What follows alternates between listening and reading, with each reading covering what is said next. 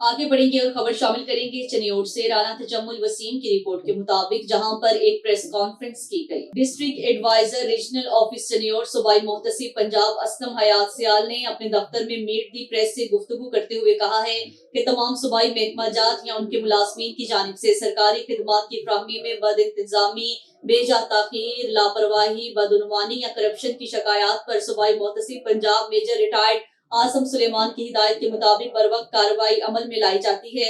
उन्होंने बताया कि शिकायत के अर्जाले 90 दिन की बजाय 50 से 45 दिन के अंदर तहकीकात मुकम्मल की जाती हैं और साइल को इंसाफ मुहैया किया जाता है। उन्होंने मजीद बताया कि शिकायत कुनंदा को हर मरहले पर बजरिया SMS और ईमेल कार्रवाई की इत्तला दी जाती है।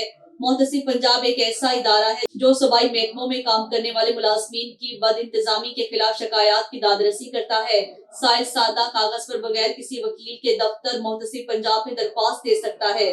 असलम हयात सियाल ने एक सवाल के जवाब में कहा कि मोहतसिब पंजाब मेजर रिटायर्ड आसम सुलेमान खान की हिदायत पर हसूल इंसाफ की बर वक्त फ्राहमी के हामिल इस इदारे से रुजू करने के लिए आगाही मुहिम जारी है।